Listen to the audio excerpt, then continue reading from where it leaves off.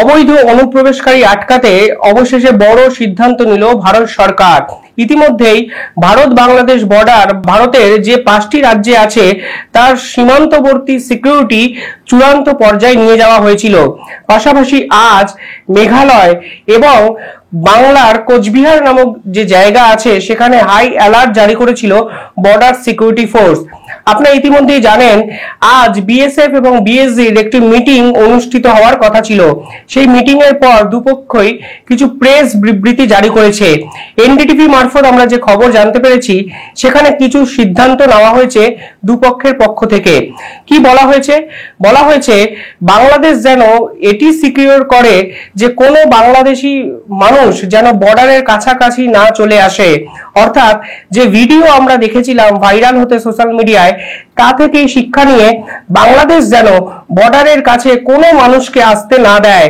আপনারা দেখেছিলাম বাংলার একটি জায়গার ছবি, একটি বর্ডার অঞ্চলের ছবি, যেখানে কয়েক হাজার বাংলাদেশি শরণার্থী বা অনুপ্রবেশকারী ভারতে ঢোকার জন্য রীতিমতো স্লোগান দিচ্ছেন এবং বর্ডার সিকিউরিটি ফোর্স তাদেরকে তিরস্কার করে বলছেন আমরা কোনোভাবেই বর্ডার পেরোনোর অর্থাৎ ভারতে ঢোকার অনুমতি কিছুতেই আপনাদের দিতে পারবো না।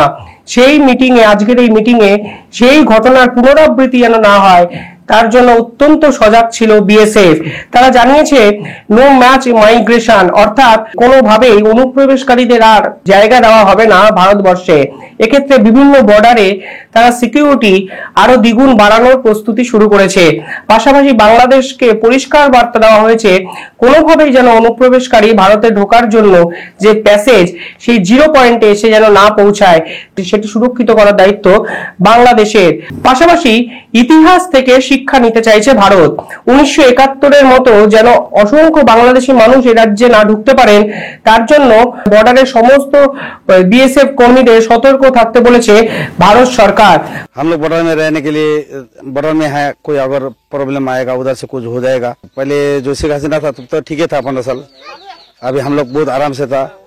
इधर हमारा आदमी जो जवान था बॉर्डर में जाकर के ड्यूटी करता था, उन लोग आकर के उनसे बात करता था बीएसएफ के साथ।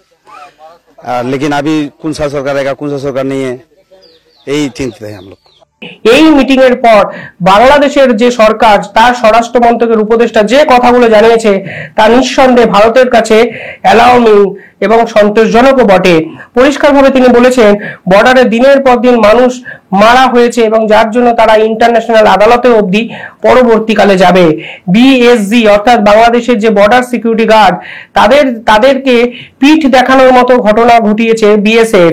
অর্থাৎ এই মিটিং এর পর বাংলাদেশের পক্ষ থেকে যে স্টেটমেন্টগুলো আমাদের কাছে আসছে তা নিঃসন্দেহে বিএসএফ এর উদ্বেগ বাড়াবে কিনা তা তো সময় বলবে, কিন্তু বিএসএফ সেই স্টেটমেন্টগুলো কিভাবে নেবে তা তো $মিলিয়ন প্রশ্ন। আমি আগে অনেক চাকরি করেছিলাম, বিডিআর ছিল। দুটো কথা বলেছি যে আমাদের এই ফোর্সগুলোকে দানব বানিয়েছে এবং এই দানব বানিয়ে যার ডেসক্রিপটার শুনলাম, এই 15 বছর এই ফোর্সগুলোকে দানব বানিয়েছে। যারা বানিয়েছে তাদের আমি পারি আর না পারি, I will take them to international court. তারা কত লোক মেরেছে, প্রত্যেকটি ইনস্টিটিউশন ধ্বংস করেছে। বিজেপির মতো একটা ফোর্সকে পিঠ দেখাতে বলেছে বর্ডারে আমাদের লোক মারে, বিজেপি ফ্ল্যাগ মিটিং করতে বাধ্য হয়। আমি বলেছি যে যতদূর আমার এখানে বলার আছে, আমি মনে করি সবাই দেশবাসী বলবে পিঠ দেখাবেন না, एनफ इज एनफ। हमारा इधर बिल्कुल शांति है, पूरा इलाका में बीएसएफ भरा हुआ है, ड्यूटी उन लोग भी कर रहा है। 7 बजे आज मीटिंग किया था 10:30 बजे। फुलबाड़ी का जो कमांडर है वो जो फुलबाड़ी का बीएसएफ कैंप जो आके बोला था अगर कोई आदमी आ जाएगा तो तुम मेरे को कॉल देना, फोन करके बताना जो यहाँ लोग ऐसा है, माहौल बांग्लादेश में खराब चल रहा है, कोई आदमी आ जाएगा तुम मेरे को बताना। সমস্যাটা হলো 2019-এর সে তথ্য অনুযায়ী আমরা দেখতে পাচ্ছি ভারত এবং বাংলাদেশের এই বর্ডার 4096 কিলোমিটার বিস্তীর্ণ হলেও প্রায় 2246.44 কিলোমিটার এখন অব্দি কাটা তার দেওয়া সম্ভব হয়েছে ফেব্রুয়ারি 19-এর তথ্য অনুযায়ী। পরবর্তীকালে এই তারের পরিমাণ বাড়িয়ে 3000 কিলোমিটার আশেপাশে করা হলেও বিস্তীর্ণ অঞ্চল এখনো এমন আছে যেখানে কাটা তারের বেড়া দেওয়া সম্ভব হয়নি। অনুপ্রবেশকারীরা নাকি ঠিক এই জঙ্গল এরিয়া অর্থাৎ যেসব জায়গায় কাটাতারের এরিয়া দেওয়া না থাকে সেই জায়গাগুলোকেই টার্গেট করেন।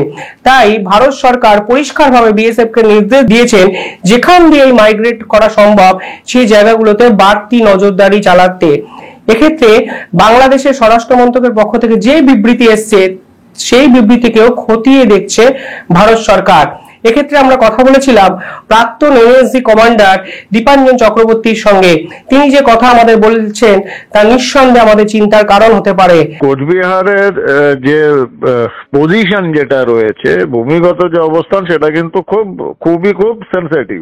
তারপরে ভারত বাংলাদেশের যে সীমান্ত, তার মধ্যে বিশেষ করে পশ্চিমবঙ্গের সীমান্তটা অনেকটাই অরক্ষিত এবং এই যে সীমান্তর মধ্যে সব থেকে বেশি অংশের সীমান্ত রয়েছে কোচবিহারে।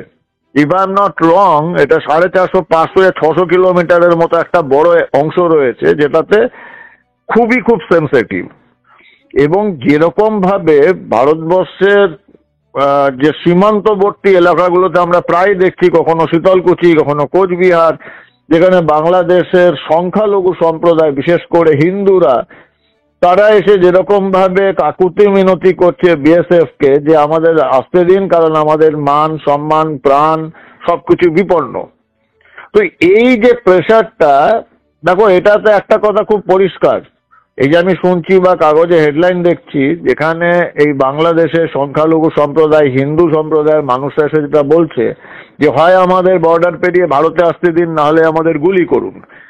এটা একটা ইমোশনাল কথা, আবেগপ্রবণ কথা, কিন্তু বিএসএফ এর কাছে সে অধিকার নেই যে কাকে ভারতবর্ষের শরণার্থী হিসাবে আসতে দেব কি দেব না, সেটা সিদ্ধান্ত নেবে কেন্দ্রীয় সরকার। আর কেন্দ্রীয় সরকারকেও আমি দোষ দিই না, যে হঠাৎ করে এক্ষুনি ওরম ভাবে সিদ্ধান্ত নিতে পারে না, কারণ বাংলাদেশ প্রতিবেশী রাষ্ট্র এবং আমাদের দুর্ভাগ্যক্রমে আমাদের প্রতিবেশী রাষ্ট্রগুলোর মধ্যে পাকিস্তান নেপালের সঙ্গে ভারতের সম্পর্ক যথেষ্ট খারাপ এবং দুটো দেশই কিন্তু মোটামুটি ভাবে চীনের কবলে রয়েছে। সেখানে ভারতবর্ষের সরকার এই মুহূর্তে বাংলাদেশের সরকারের সঙ্গে রাজনৈতিক, কূটনৈতিক এবং ব্যবসা বাণিজ্য অর্থনৈতিক দিক দিয়ে বাংলাদেশের সরকারের সঙ্গে কোনো সরাসরি সংঘাতে যেতে চাইছে না।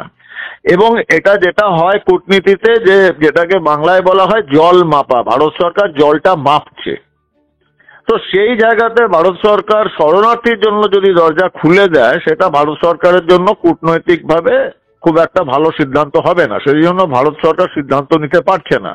এবং এর একটা বড় কারণ হচ্ছে বাংলাদেশ থেকে যে সংখ্যালঘু সম্প্রদায় হিন্দু সম্প্রদায়ের মানুষরা ভারতবর্ষে আসতে চাইছে, এই দরজা হঠাৎ করে খুলে দিলে এই ভিড়ের মধ্যে কিন্তু অনুপ্রবেশকারী, দেখো শরণার্থী আর অনুপ্রবেশকারী দুটো সম্পূর্ণ আলাদা। অনুপ্রবেশকারীরা অবৈধ, এই অবৈধ অনুপ্রবেশকারীদের সঙ্গে মাঝখানে যদি বাংলাদেশের মৌলবাদী বা সন্ত্রাসবাদী সংগঠনগুলোর লোকজন ঢুকে পড়ে ভারতবর্ষের মাটিতে, সেটা একটা সাংঘাতিক কিন্তু ভারতীয় রাষ্ট্রীয় সুরক্ষার জন্য বিপজ্জনক হবে।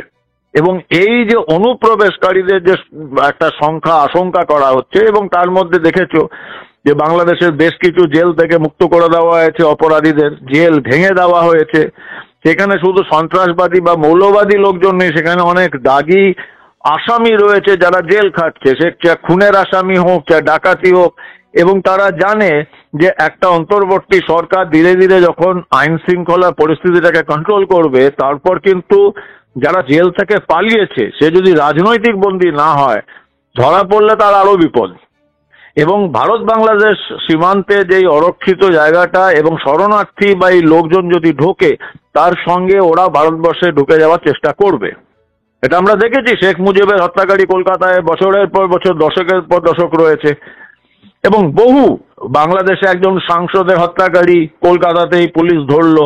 তো এইগুলো তো অপরাধীরা জানে।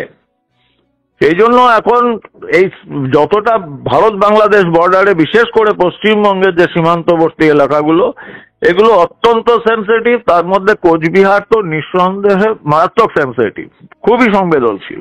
নিরাপত্তা একটা রুটিন ড্রিল, সেটা শুধু বর্ডার নয়, সারা দেশের মধ্যেই হয়। এবং এই যে 15 আগস্ট, 26 জানুয়ারি উৎসবের মরশুম, দিওয়ালি বলো, দুর্গাপুজো বলো, গণপতি বলো, সারা ভারতবর্ষে যেখানে যত ফেস্টিভ্যাল সিজন, আর বিশেষ করে 26 জানুয়ারি, 15 আগস্ট, নিরাপত্তা এমনিতেই সর্বোচ্চ স্তরে রাখা হয়, সমস্ত এজেন্সি ফোর্সেসকে অ্যালার্ট রাখা হয়। It's a routine drill. তবে ভারত বাংলাদেশের সীমান্ত এবং বাংলাদেশের সাম্প্রতিকতম ঘটনা, এগুলোকে নজর রেখে আমার মনে হয় যে ভারত বাংলাদেশ সীমান্তে, এই 5টি রাজ্যের সীমান্তেই নজরদারি আরো তীক্ষ্ণ হবে এবং যথোপযুক্ত নিরাপত্তার ব্যবস্থা কেন্দ্রীয় সরকার এবং সংশ্লিষ্ট রাজ্য সরকারগুলো করবে। অন্তত আশা তো তাই করা যায়। যেখানে শরণার্থীর প্রশ্ন, এটা আমি আগেই বিস্তারিত বিশ্লেষণ করলাম। এবার অনুপ্রবেশকারী যদি আমি বলি, বর্ডার সিকিউরিটি ফোর্স দিয়ে ভারত বাংলাদেশ সীমান্তকে 100% সুরক্ষিত রাখা সম্ভব নয়। তার কারণ ভৌগোলিক অবস্থান এবং টোপোগ্রাফি। এবার এটা অনেকটাই সম্ভব, কিন্তু ভারত রাজস্থানের যে বর্ডার, ভারত পাকিস্তান, পাঞ্জাবের যে বর্ডার, সেখানে অনেকটাই সম্ভব মোটামুটি জিরো ডাউন করা অনুপ্রবেশকারী। শরণার্থীদের ব্যাপারটা তো আমরা আসছি না, কারণ আমি প্রথমেই বিশ্লেষণ করলাম, সেটা তো দুই সরকারের সহমতিক্রমে আসবে এবং যারা বৈধ যে চেক পয়েন্টগুলো, সেখান দিয়ে তারা শরণার্থীরা ঢুকবে। আমি সেই প্রশ্নে যাচ্ছি না, কিন্তু অনুপ্রবেশকারীদের জন্য ভারত বাংলাদেশ সীমান্ত, বিশেষ করে পশ্চিমবঙ্গ, একটা বিরাট কিন্তু ওদের জন্য সুবিধার জায়গা। যেটা আমি বহুবার আগে বলেছি যে আমার এজেন্সির ভাষায় আমরা বলি যে একটা কন্ডিউসিভ এনভায়রনমেন্ট বা সহযোগী পরিবেশ। এটাতে সুবিধা কি হয়, ভারত বাংলাদেশ বর্ডারে বিশেষ করে পশ্চিমবঙ্গে যারা মানুষরা আছেন, বাংলাদেশের বহু মানুষ আছেন, তাদের ভাষা, তাদের চেহারাগত বৈশিষ্ট্য, এইগুলোকে তুমি আলাদা করতে পারবে না, কোনো চান্স নেই যে এ বাংলাদেশের লোক, এ ভারতের লোক। এবং সেখানে এক শ্রেণীর রাজনীতিবিদ, তৃণমূল স্তরের রাজনীতিবিদ এবং প্রশাসনের, পুলিশের লোক একটা বড়, এরা এর মধ্যে ইনভলভ থাকে। যেখানে অনুপ্রবেশকারীরা পশ্চিমবঙ্গ ঢুকছে, তাদের খুব তাড়াতাড়ি বানিয়ে দেওয়া হচ্ছে রেশন কার্ড। আর একবার রেশন কার্ড তৈরি হয়ে গেলে সেটা একটা বেসিক ডকুমেন্ট, তার ভিত্তিতে আধার কার্ড, প্যান কার্ড সবকিছু হয়ে যাচ্ছে। আর একজন মানুষ যদি রেশন কার্ড, আধার কার্ড নিয়ে বলে, তার ভাষা, তার ডায়ালেক্ট, বাচনভঙ্গি যদি বাংলাদেশের হয়, তুমি চ্যালেঞ্জ করতে পারবে না। আমার পিতৃপুরুষ তারা বাংলাদেশের, আমি খুব ভালোভাবে বাঙাল ভাষায় কথা কইতে পাই। এবার আমি আধার কার্ড দেখালে, আমার ভাষা, ডায়ালেক্ট যাই হোক না কেন, তুমি কি করে আইডেন্টিফাই করবে যে আমি বাংলাদেশ থেকে অনুপ্রবেশ ঢুকে আমি এরকম ভাবে বেআইনি ভাবে রেশন কার্ড বানিয়েছি, তার ভিত্তিতে আধার কার্ড বানিয়েছি, না আমি ভারতবর্ষের নাগরিক, আমার পূর্বপুরুষেরা এসেছে বা আমি এসেছি এবং বৈধভাবে এসেছি, তুমি আইডেন্টিফাই করতে পারবে না। তো এটার সুযোগ কিন্তু অনুপ্রবেশকারীরা নিচ্ছে এবং পশ্চিমবঙ্গের জন্য এটা অত্যন্ত বিপজ্জনক এবং আমরা সত্যি সত্যি খুব বিপজ্জনক জায়গায় কিন্তু রয়েছি।